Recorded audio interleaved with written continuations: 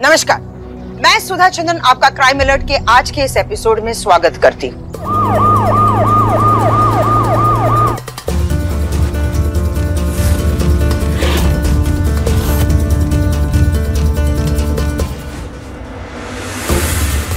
Body को postmortem के लिए भेज दो।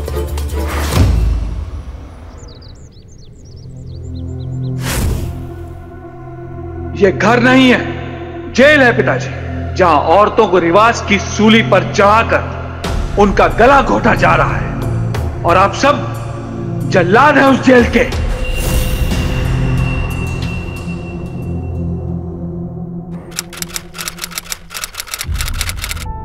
हम कपड़े क्यों पहनते हैं? आप भी सोच रहे होंगे, क्या बेतुका सवाल है? हाँ, यह सवाल बेतुका तब हो जाता है जब इसे लोग अपनी इज्जत से जोड़कर देखते हैं, अपनी नाक का सवाल बना लेते हैं।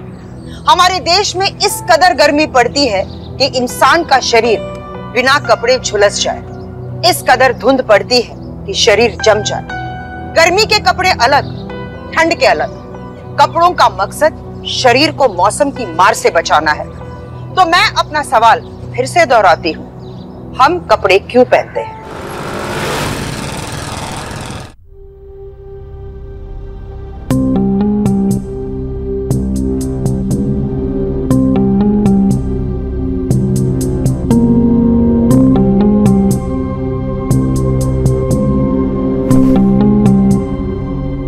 सिया की पोस्टमार्टम रिपोर्ट में कुछ भी ऐसा नहीं था जिससे ऐसा लगे कि उसका किसी ने जिस्मानी फायदा उठाने की कोशिश की। बस माथे पर गहरी चोट और ज्यादा खून बह जाने से उसकी मौत हुई थी। लेकिन सर, मेरी बेटी सिया घर से इतनी दूर करने क्या गई होगी? यही तो हम भी जानना चाहते हैं, क्या हुआ था उस रात? सर, हमारी बेटी सिया का बर्थडे था, परिवार के सारे लोग इकट्ठा थे,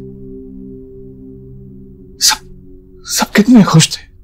happy birthday to you, happy birthday dear Siya, happy birthday to you.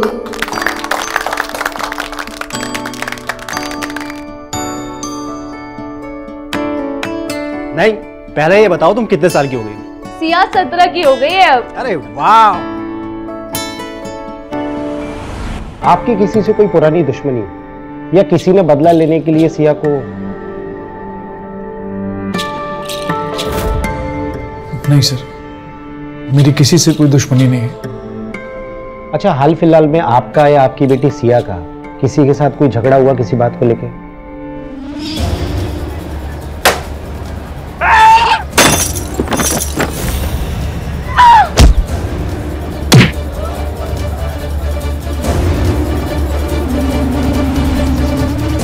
Siya ने अपने चाचा संकेत को पीटा? इतनी कड़वाहट?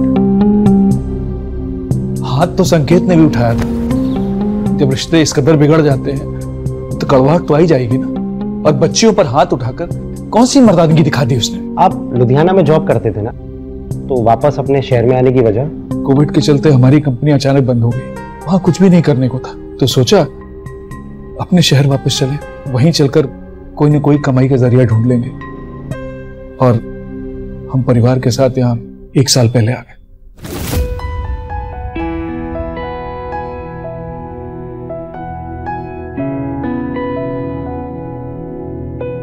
पापा, यहाँ बार बार बिजली कट जाती है और फिर घंटों तक नहीं आती। लुधियाना में कभी आपने बिजली कटते देखा है पापा? और यहाँ का तो मौसम भी मुझे अच्छा नहीं लग रहा। अच्छा पापा, यहाँ पर लस्सी तो अच्छी मिलती होगी ना? सिया दीदी, सिया दीदी, सिया दीदी आप आ गई। अरे मिंटू भैया, मुझे दीदी मत बोलो, और मैं आपसे उम्र में छोटी हूँ। दीदी मैं आपकी एक फोटो निकालूं? हाँ, लेकिन आपके लिए मेरे पास कुछ है। थैंक यू दीदी। फोटो निकालूं? हाँ।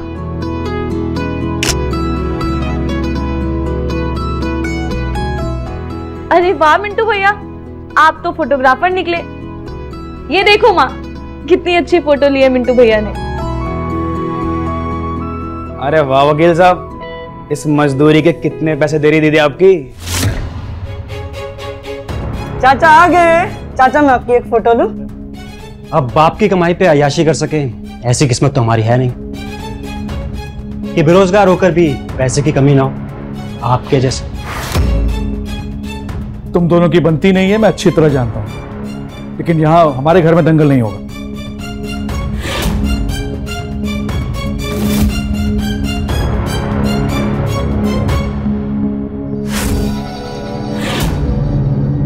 भैया, ये सिया ने जो लड़कों की तरह जीन्स पहनी है ना, पिताजी के सामने ना आए ऐसे, याद रखिएगा।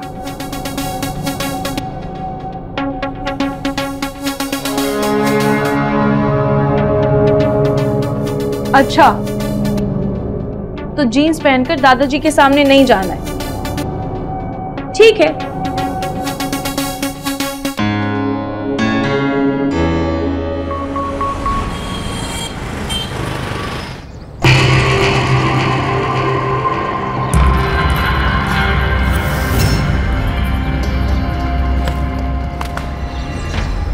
दीदी खाना लाओ ना जल्दी। दीदी दीदी खाना ले आई मेरे लिए। हाँ, चलो अब आप खा लो। दीदी आप ही खिला दो ना अपने हाथ से।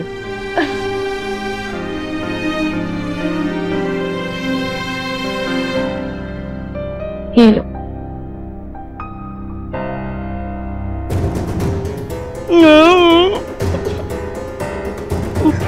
मामा।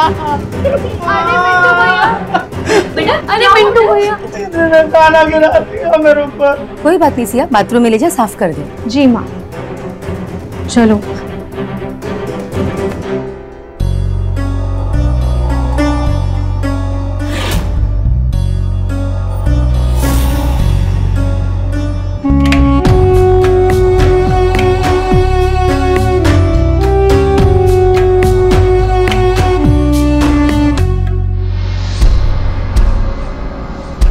ये सब क्या हो रहा है धर्म?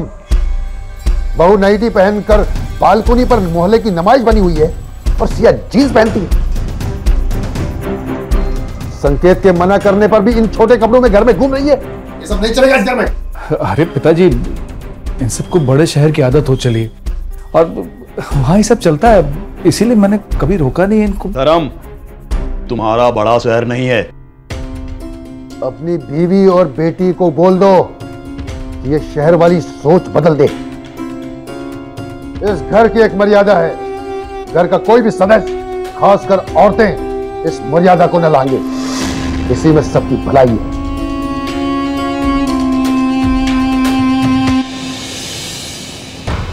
बहू नाइटी नहीं पहन सकती, बेटी जीन्स नहीं पहन सकती।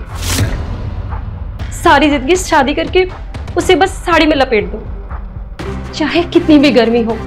उसे खाना बनाना है साड़ी में, बाथरूम जाओ तो भी साड़ी में जाओ, और पल्ला जरा भी सर से नहीं उतरता, और एक दिन इसी साड़ी में मर जाओ। औरत की बस यही कहानी है। और ये मर्द सारा दिन एक लुंगी और एक बनियान में पूरे मोहल्ले में घूमते रहे, तब भी इनकी इज्जत का कुछ नहीं जाता। दीदी, आप इतना सब पिताजी के लिए क्यों बोल रही हैं? उन्होंने तो मुझे और सिया के लिए कहा है ना ये सब, तो फिर आपको इतना गुस्सा क्यों आ रहा है? अच्छा, अगर मैं नाइटी पहन लेती तो मुझे कुछ ना बोलते हो? बहुत खुश होते ना, हैं? अच्छा, तुम ये बताओ, तुम लोग यहाँ वापस क्यों लौट आए?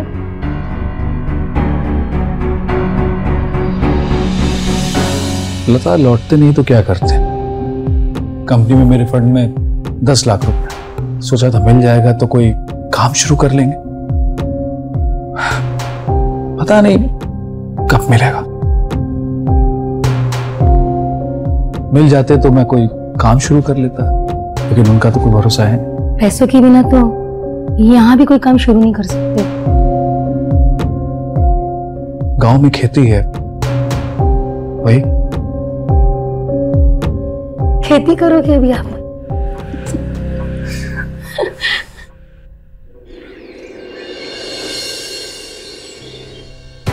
मेरी जीन्स छोड़िए।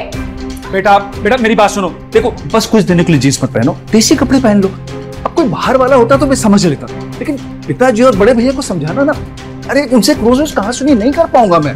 पापा मुझे जीन्स पहनना है और मैं पहनूंगी पहनूंगी पहनूंगी और स्कर्ट भी पहनूंगी। सिया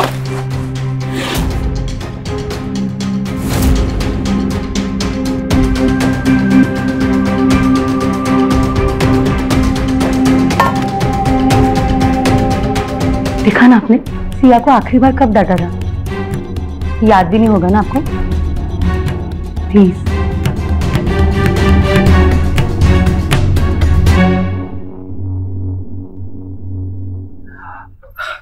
सॉरी बेटा, सॉरी सॉरी। अच्छा सुनो, तुम्हें जो पहनना है ना पहनो, पहनो।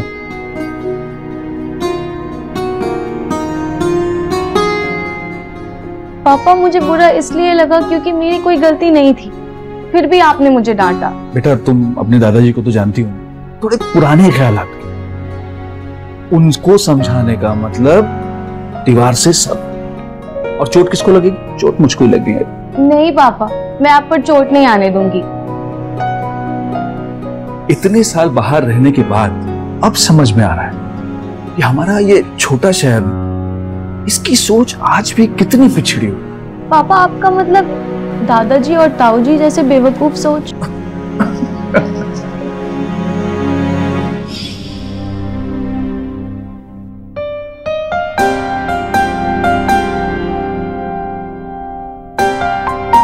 क्या बहन जी लग रही हूं मैं।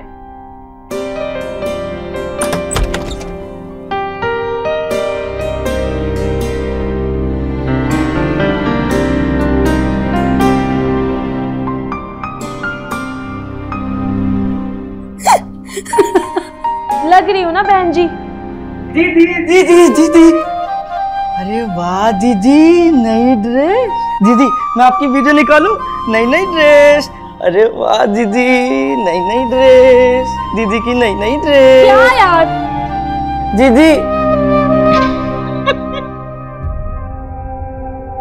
पूरी शंकर बहू, मिंटू का मिल जाओ। जी बाबूजी, चलो बेटा। अच्छा आप मुझे ये बताइए, आपकी गांव में 10 बीघा जमीन है ना? जी।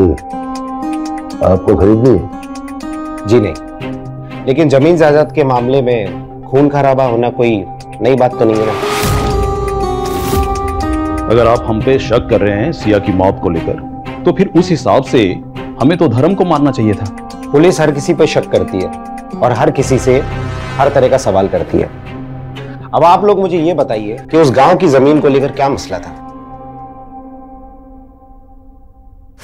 कब्जा करने की सोच रहे हो क्या गांव की जमीन पर? अरे नहीं भैया, आपको तो पता ही है कि मेरी नौकरी जा चुकी है और कंपनी में मेरा 10 लाख का फंड अटका हुआ है। वो राम भरोसे पता नहीं कब मिलेगा। मैं तो उस जमीन से अपना परिवार चलाना चाहता हूँ और जो भी मुनाफा होगा उसमें 50% मेरा, 25 आपका और 25 संकेत का। मुनाफा 3 हिस्सों में बराबर बटेगा। अरे बाबूजी, बाबूजी बात तो सुनिए बाबूजी। इसका कुछ नहीं होने वाला, चल। पिताजी गलत। क्या गलत है? जब सारी मेहनत मेरी तो मुनाफा सब में बराबर बराबर कैसे बढ़ सकता है? 20 साल तुम घर से बाहर थे, 3-4 साल में एक आध बार तुम घर लौटे हो। मेरे साथ कौन था? मेरा बड़ा बेटा और सबसे छोटा बेटा।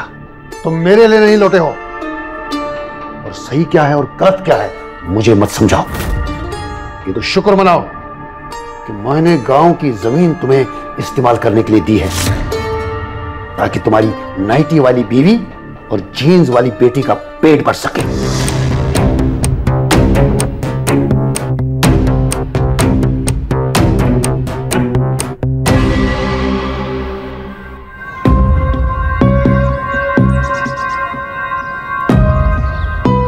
तू सिया है ना, धर्म भाई की बेटी? हाँ आंटी, पहचान ही नहीं रही आप तो। तभी मैं सोचूं ये मिंटू किस अजनबी के साथ घूम रहा है। वैसे बहुत लंबी हो गई हो तुम। सिया दीदी, सिया दीदी। हाँ हाँ पहचान गए थे सिया दीदी को। ये ले, चल जाके बैठ।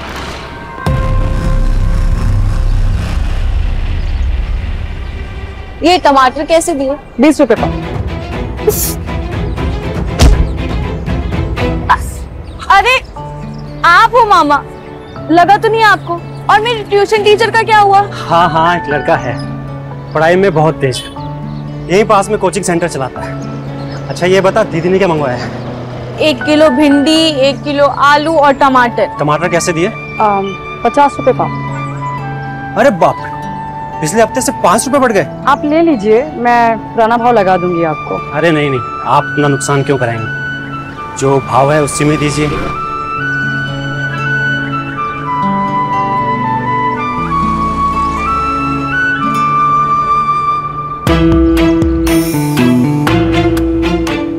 आ गई ना औकात पे, जीन्स से सीधा सलवार सूट पे। बेरोजगार चाचू, ताने देना बंद करो और रोजगार ढूंढो। दादाजी हमेशा आपका खर्च उठाने के लिए नहीं रहने वाले।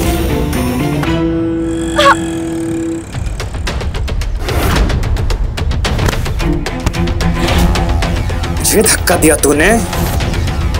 ये क्या कर रहा है संकेत, पागल हो गया है क्या? सिया, तुम मिंटू को लेकर जाओ यहां से।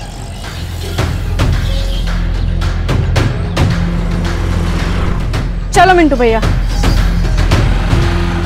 तुझे बीच में नहीं आना चाहिए था राजू, ये मेरे घर का मामला है, दूर रह तू, बता रहा हूं।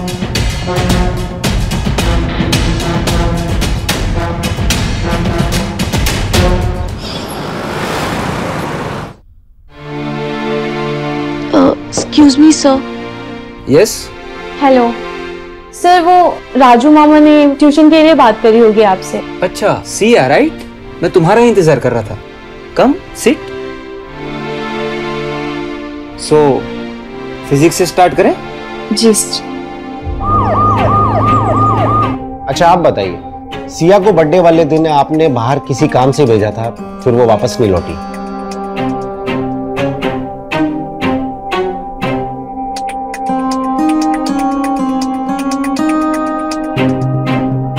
मुझे इनसे अकेले में कुछ बात करनी है, आप लोगों की जरूरत होगी तो मैं आप लोगों को बुला लूं, प्लीज। ठीक है, आइए पिताजी।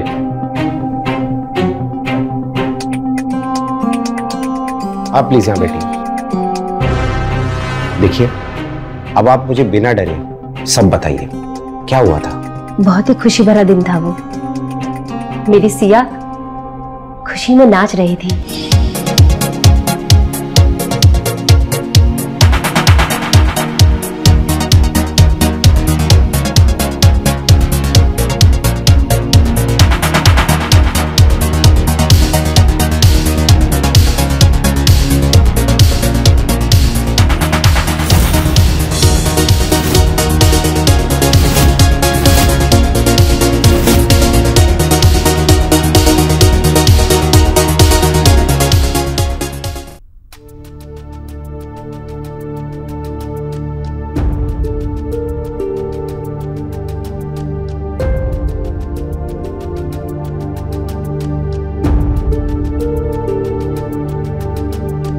पिताजी केक में अंडा है। अंडे वाला केक खिलाया मुझे, अंडे वाला केक खिलाया मुझे। अरे पिताजी, पिताजी केक में अंडा कौन देखता है? मैं देखता हूं मूर्ख, मैं देखता हूं। जिंदगी में पहली बार किसी ने मुझे अंडा खिलाया, वो भी मंगल के दिन। तुम्हारी जैसे लोगों की सोच से परे ये सब सदियों से चला रहा है ये रिवाज। धर्म भ्रष्ट कर दिया तुम लोगों ने मेरा। अपनी बेटी को संभाल नहीं सकता है और बड़ा है मुझे रिवाज सिखाने के लिए। चलो सब लोग। अरे पिताजी, पिताजी। पापा, कोई बात नहीं, कोई नहीं।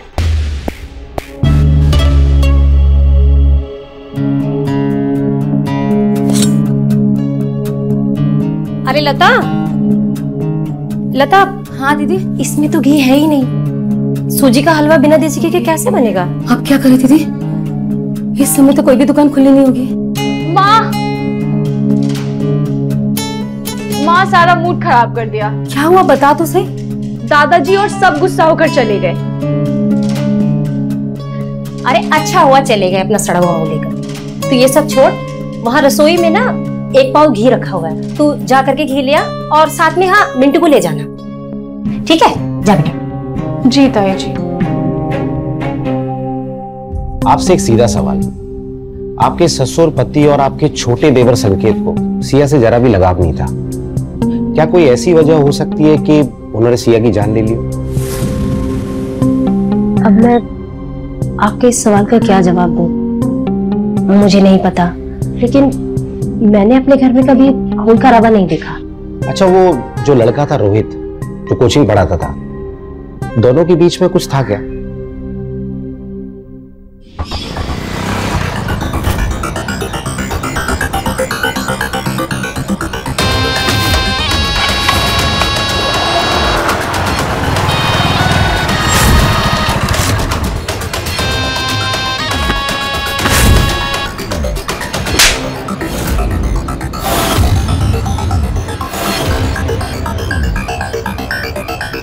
बस यही आवारा करती रह गई तेरी देखनी। चल यहां से, बैठ इधर।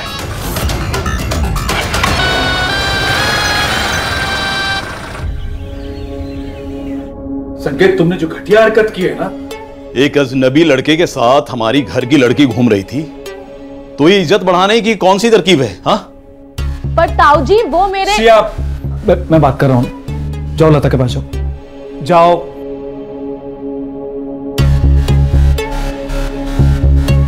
पिताजी, वो रोहित है, सिया को ट्यूशन पढ़ाता है। वो उस दिन बस उसे घर छोड़ने जा रहा था। शरीफ लड़का है वो। वाह, मतलब तुमने एक गैर लड़के को इजाजत दे रखी है कि वो तेरी बेटी को घुमा फिरा सके। शाबाश बेटा, शाबाश। अब ये भी बता दे, अपनी बेटी को क्या क्या गुल खिलाने के लिए बोल रखा है, ताकि हम पहले से ही तैयार रहें।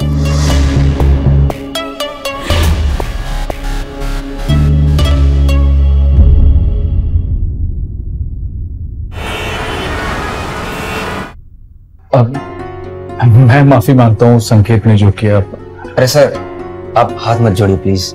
ये शहर और यहाँ की सोच में जानता हूँ, यहाँ लोग सिर्फ बहाने ढूंढते हैं घर का माहौल खराब करने के लिए। तो मतलब इसको ट्यूशन तो पढ़ाओगे ना? बिल्कुल सर। Thank you.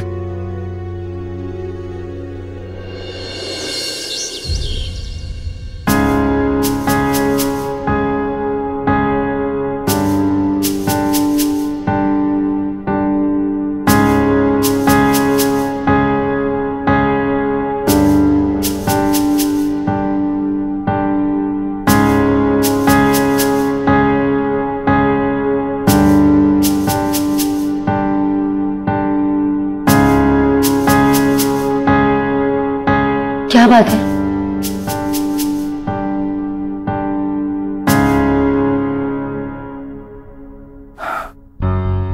बहुत बड़ी गलती कर दी हमने लुधियाना छोड़ के। फंस गए यहाँ के। आप फिलहाल सिर्फ अपने काम पे ध्यान दीजिए। जैसे ही थोड़े पैसे आ जाएंगे फिर सोचते हैं क्या करना है। और तो ध्यान दे रहा हूँ। जितनी भी बची खुची जमा पूंजी थी सब खेती में लगा दी। अब मेरे अकाउंट में 1,500 रुपए बचा है। समझ में नहीं आ रहा है कि घर का खर्चा कैसे चलेगा। देखिए, मेरे कुछ गहने हैं ना, उसे गिरवी रख देते हैं कुछ ही दिनों के लिए।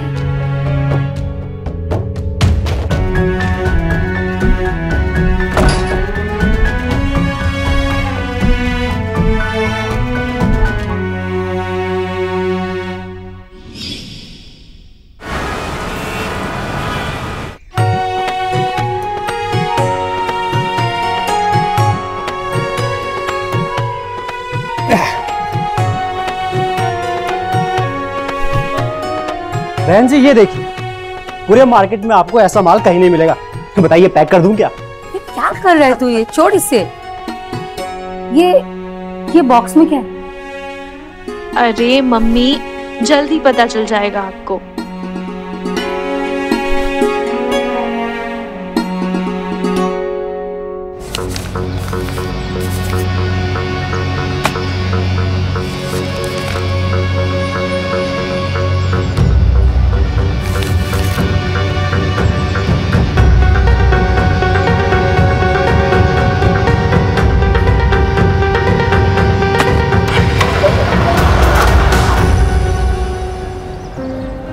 कुसुम, हाँ सिया हर महीने 2000 रुपए तुम्हें दे। तो इसकी क्या जरूरत थी? मुझे आप पर भरोसा है। अरे बिजनेस को बिजनेस की तरह करना चाहिए, और फिर इससे तुम्हारा काम भी सही से होगा।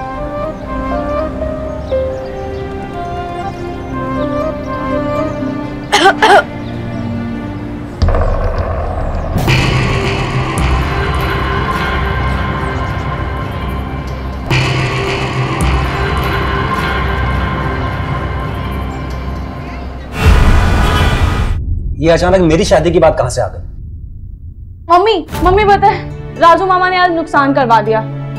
कैसा नुकसान? सब्जी वाली और राजू मामा की लव स्टोरी चल रही है। सिया तू चुप कर। नहीं दीदी, ऐसा कुछ नहीं है। माँ, राजू मामा को सच में सब्जी वाली आंटी से प्यार है। क्यों मामा, प्यार है या नहीं? बेचारी 1 साल भी सुहागन नहीं रह पाई। मैं तो कहती हूँ कि किसी की भी कुंडली में ना मंगल का दोष होना ही नहीं चाहिए। ये आपके ससुर वाली सोच है। लड़की जीन्स नहीं पहन सकती, आप नाइटी नहीं पहन सकती, वही दकियानुसी है। अब शराबी पति नशे में चूर होकर 90 की स्पीड बाइक चलाएगा तो मरेगा ही ना। इसमें उस बेचारी कुसुम की क्या गलती है? 100% सच्चा वाला प्यार है मामा को सब्जी वाली आंटी से। देख राजू, एक विधवा औरत को सुहागन होने के सपने ना दे। अरे यहाँ तो एक जीन्स और एक नाइटी को लेकर इतना बवाल खड़ा हो जाता है, और एक विधवा औरत के साथ शादी? है तेरे में इतनी हिम्मत? राजू मामा, एक काम कीजिए, आप कुसुम आंटी को लेकर कहीं भाग जाइए। पिया, बेहुदा बातें मत कर।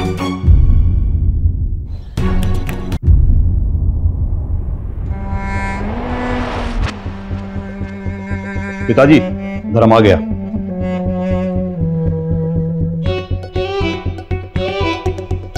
तेरी बेटी ने हमारी नाक कटवा दी। उस सब्जी वाली के बगल में दुकान खोल के बैठी है। अब हमारे घर की लड़कियां सब्जी बेचेगी, दुकान खोलकर बैठेंगी।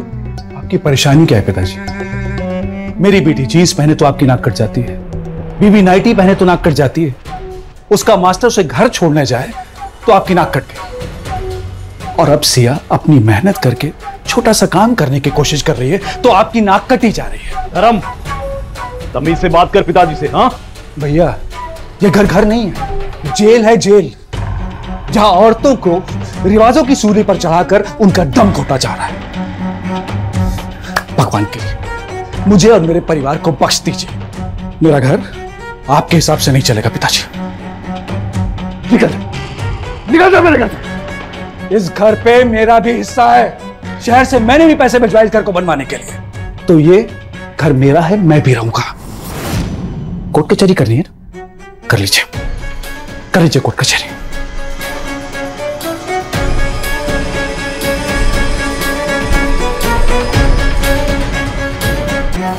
कोर्ट कचहरी की धमकी जो धर्म ने अपने पिता को दी, इससे तो रिश्ते और बिगड़ गए होंगे। सर, रिश्ते बिगड़े नहीं, बद से बदतर हो गए।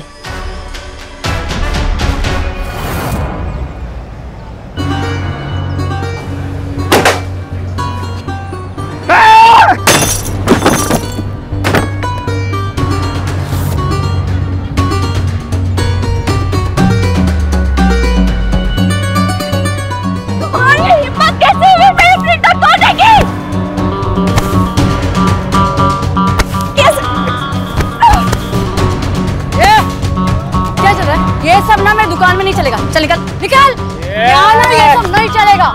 निकल निकल, चल। तू बीच से हट जा, वरना तू भी नहीं हटती। निकल यहाँ से। हट।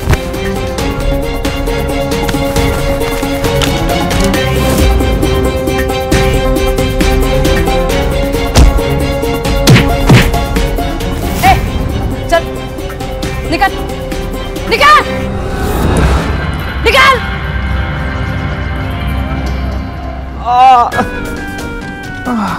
उसकी हिम्मत कैसे हुई मेरे बेटे पे हाथ उठाने की? तो तुम 2 लड़कियों से मार खाकर घर आए हो? हाँ, पानी अब सर के ऊपर जा चुका है। उस बाप बेटी को सबक सिखाना ही पड़ेगा।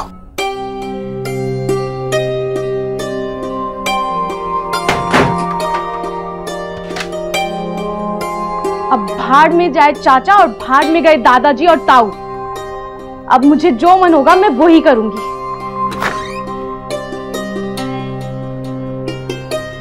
चलिए मामा।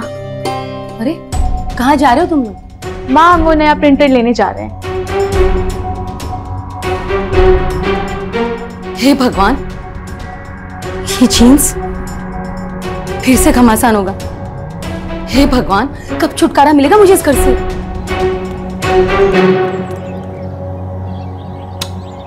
राजू मामा, अगर किसी का पति मर जाए तो क्या उसे दूसरी शादी करने का हक नहीं है?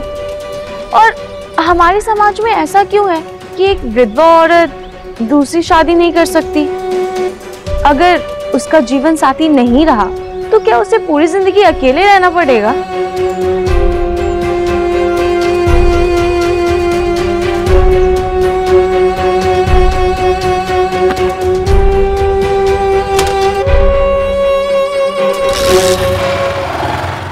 अपार कोई विपदा आए तो समाज की शरण में जाओ। वो समाज जो लोगों को अकेलेपन से बचाने के लिए बना है। पर जब सामाजिक कुरीतियों की वजह कुसुम जैसे विधवा अकेलेपन की जिंदगी जीने के लिए बेबस हो जाए तो क्या समाज की परिभाषा सही रह जाती है?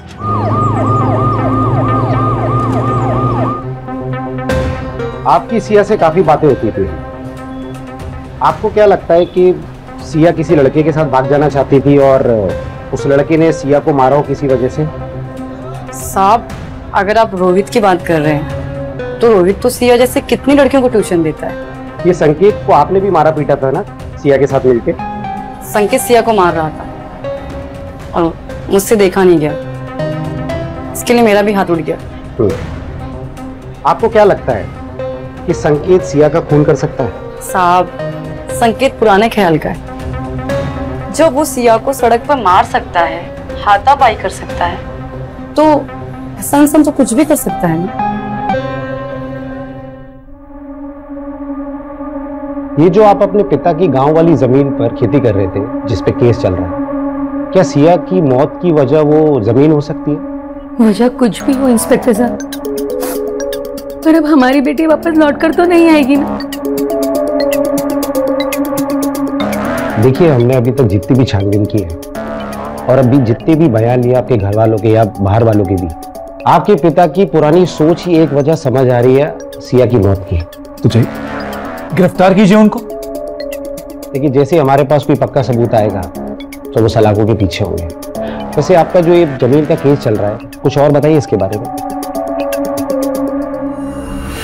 पिताजी, पिताजी,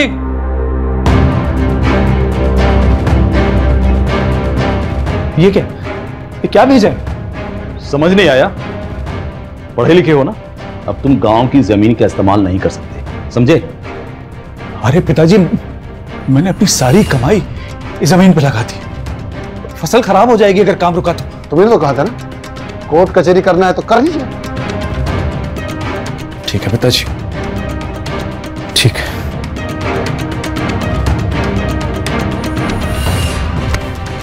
तूने मेरी बेटी का प्रिंटर तोड़ा। अरे निकम्मे, बच्ची है वो और अपनी काबिलियत से पैसे कमा रही है। पिताजी, लड़ाई की असली वजह यही है ना कि सिया आपके दकियानूसी रिवाजों के हिसाब से नहीं चलती है? हाँ, यही वजह है। अब मैं भी देखता हूं तुम्हारी शहर वाली ये सोच कब तक मेरे सामने घुटने नहीं टेकती है। 6,000, 6,200, 6,300, 6,400 और ये 6,500। पापा, मेरी बिजनेस से अभी इतने ही पैसे आए। आपकी खेती में कितने पैसे लगे हैं? 2 लाख। जीजा जी, बस 2 दिन, मैं वो कोर्ट स्टे हटवा दूंगा।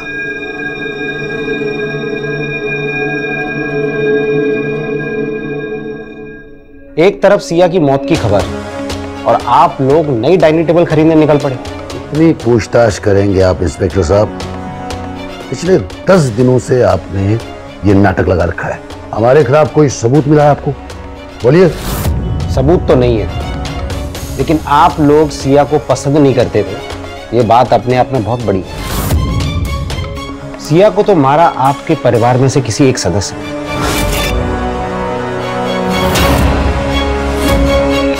हम लोग जल्दी पक्का सबूत लेकर लौटेंगे। चलो।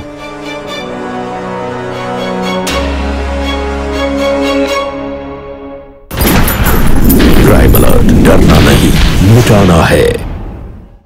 दरअसल ये कोर्ट केस जमीन को लेकर था ही नहीं, यहाँ नई और पुरानी सोच के बीच द्वंद्व चल रहा था। कोर्ट में कभी बाजी इधर तो कभी उधर हो रही थी, पर धर्म और सिया ने हिम्मत नहीं हारी। स्टे ऑर्डर भी धर्म के पक्ष में गया और धर्म ने खेती में जो पैसा लगाया था वो अच्छे मुनाफे के साथ उसे वापस मिल गया। दादा के पुराने ख्याल टस से मस ना हुए। धर्म ने दकियानूसी ख्याल रखने वाले पिताजी को मनाने के लिए उनसे माफी भी मांग ली, पर क्या सब अच्छा होने वाला था?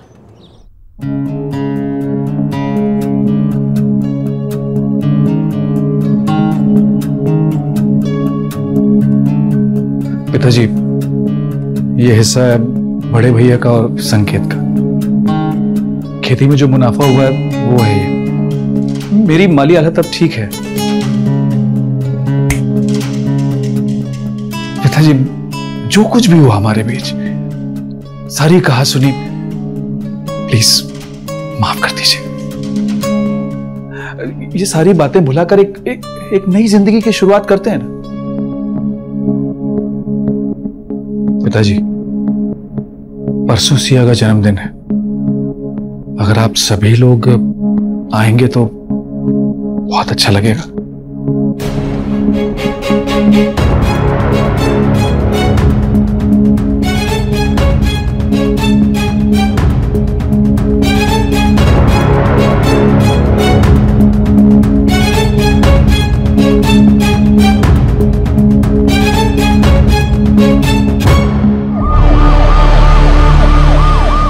सिया की बर्थडे के दिन वो अपने घर से निकली आपके यहाँ से देसी घी लाने के लिए, और आप लोगों का कहना यह है कि सिर्फ मिंटू आया। जी। कल हमें एक इंफॉर्मेशन मिली थी कि सिया के बर्थडे के अगले दिन आप लोग नई डाइनिंग टेबल खरीदने गए थे। मैं जान सकता हूं कि पुरानी डाइनिंग टेबल में क्या खराबी हो गई थी? वो उसका कांच टूट गया था।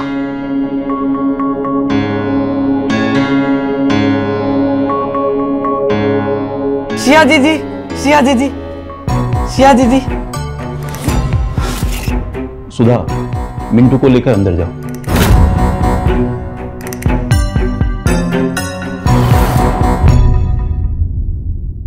तो आप लोग मुझे एक बात बताइए, एक तरफ सिया की मौत की खबर और आप लोग नई डाइनिंग टेबल खरीदने निकल पड़े। इतनी पूछताछ करेंगे आप इंस्पेक्टर साहब? पिछले 10 दिनों से आपने ये नाटक लगा रखा है। हमारे खिलाफ कोई सबूत मिला है आपको? बोलिए। सबूत तो नहीं है, लेकिन आप लोग सिया को पसंद नहीं करते थे, ये बात अपने आप में बहुत बड़ी है। सिया को तो मारा आपके परिवार में से किसी एक सदस्य नहीं है।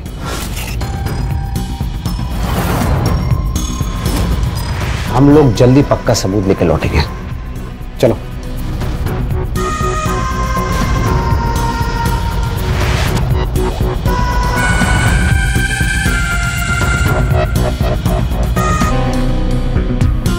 ये जो भी बच्चा आया था, इसका नाम क्या है? मिंटू। बुलाइए उसे। अरे उस पागल से क्या बात करेंगे आप? मैंने कहा ना, बुलाइए उसे। 1 मिनट। सुधा, मिंटू को लेकर आओ यहां।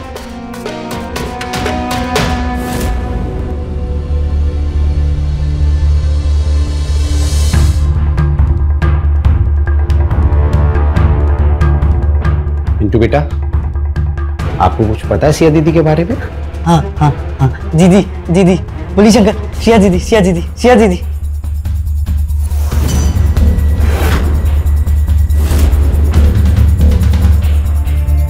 उस रोहित को जानबूझकर बुलाया ना तुमने?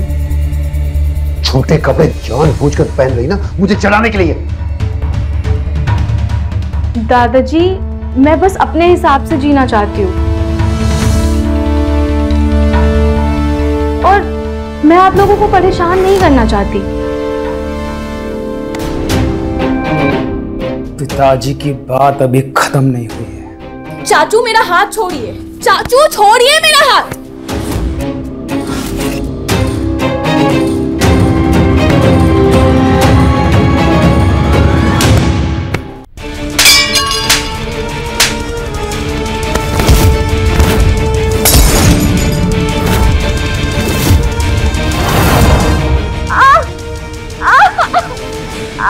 ये क्या कर दिया बेवकूफ?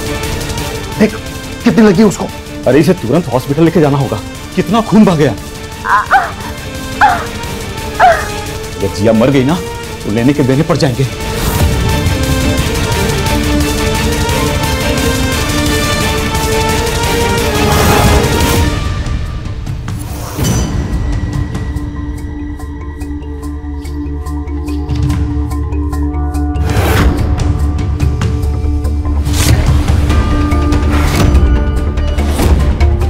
कल हमने आपकी पुरानी डाइनिंग टेबल को जाके चेक किया, जिसका कांच टूटा हुआ था और जिस पे खून लगा हुआ था और जिसे आप ढंग से साफ करना भूल गए थे।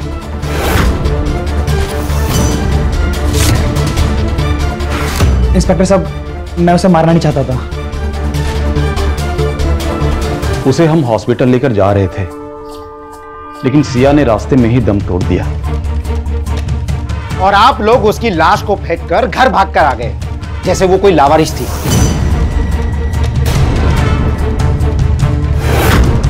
अब आप लोग जेल के रिवाज को निभाइए। गिरफ्तार कर लो।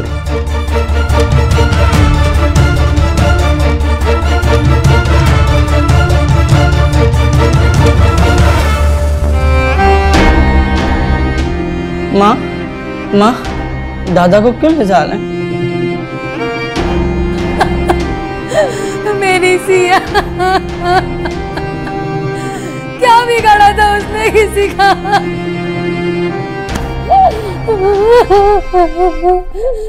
गुस्से में, गहमा गहमी में इंसान अपना आपा खो सकता है और किसी की जान तक ले सकता है। और कट्टर दिमाग जब समझा नहीं पाता है तो हाथापाई पर आ जाता है, जिसके चलते सिया की जान चली गई। एक कट्टर इंसान को पता ही नहीं होता है कि वो अपराध की दहलीज पर खड़ा है। एक जरा सा धक्का और वो अपराधी हो जाता है।